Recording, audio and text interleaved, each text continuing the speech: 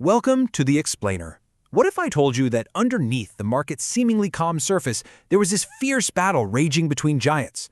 Well, today, we're pulling back the curtain. We're going to go inside the mind of a tactical analyst to decode what the numbers are really telling us. Okay, let's just cut right to it. If you remember only one thing from today, make it this. The market is telling two completely different stories. On one hand, you've got these behemoths like Microsoft basically acting as a firewall. But on the other hand, you've got this flood of selling pressure that's building just out of sight. That's the core tension, and we're about to break down exactly why. First things first, let's get to the facts. We're starting with the cold, hard numbers that traders and algorithms, they live and die by these.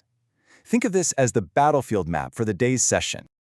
So the sheer volume here, that's what's really telling. 96 million shares of the QQQ. Look, that's not just a number, it's a statement. When you see a market drop on volume this far above average, it signals real conviction. This wasn't some gentle drift downwards. This was a move made with force, probably by some big players. Now let's look at the VIX, what Wall Street calls its fear index. You can see it's climbing, which tells us the nervousness is starting to creep in. But, and this is critical, we're still below 20. So why does that matter? Well, historically, a VIX above 20 is the panic threshold.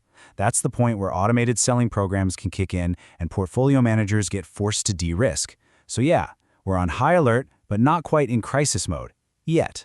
And here is the other side of the story. The 10-year Treasury yield actually fell to a 3-month low. For all those high-flying tech stocks that pretty much dominate the market, this is a huge tailwind. To put it simply, lower interest rates make their promised future profits more valuable today. Honestly, this is probably the single biggest reason the selling wasn't even worse. This table just shows that market divergence in black and white. You've got the tech-heavy NASDAQ down sharply, while the old economy Dow Jones is basically flat. It's a total split personality market. But the most important number on this entire screen is right here. QQQ support at 601.88. That is the line in the sand. So, with those key data points in mind, let's frame the day's central conflict. This wasn't just random noise, okay? It was a pure tug-of-war between two powerful and opposing forces. The bulls, they had a strong case, led by those falling bond yields we just talked about. But here's the surprise comeback story. Beaten down software stocks. Names like Salesforce suddenly just caught fire, which was likely a short squeeze. That's where traders betting against the stock are forced to buy back shares, pouring fuel on the rally. You add in some strength from smaller companies and a rock-solid Microsoft, and the bullish argument was pretty clear. But the bears, well, they had a powerful story of their own to tell, and it all centered on the chip sector. NVIDIA, the market king, tumbled after earnings for the third time in a row, and that weakness was contagious. It dragged down the entire semiconductor space. Now here's the really fascinating part. The data shows retail traders were buying the dip in record numbers, while the professionals were quietly heading for the exits. That is a classic warning sign that the so-called smart money might be losing faith. Okay, so you're an analyst managing a portfolio. You've got compelling arguments on both sides of this market. How in the world do you navigate this minefield without getting blown up? The professional stance right now is one of cautious neutrality. A 45% cash position isn't about being bearish, it's all about discipline.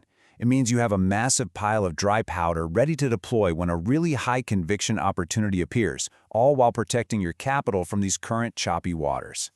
Now, this is not a passive sit-on-your-hands strategy. It is governed by two crystal-clear, data-driven triggers.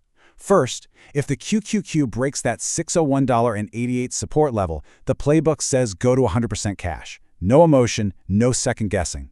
Second, if the VIX jumps above that panic level of 20, that's an immediate signal to tactically cut your risk. This is all about predefined rules, not gut feelings. And finally, let's talk about the elephant in the room.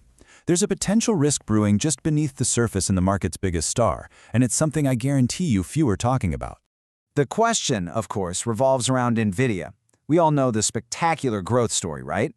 But that growth requires making absolutely massive bets on the future. And, well, what happens if that future doesn't quite pan out as planned? This quote from Michael Burry just lays the risk bare. To meet this insane demand, NVIDIA has locked itself into nearly $100 billion of purchase commitments that it cannot back out of. So while Wall Street is cheering today's sales, this massive liability is just sitting there, hiding in plain sight on the balance sheet. So the ultimate question is this: will NVIDIA's ambition be its greatest strength, or its Achilles heel.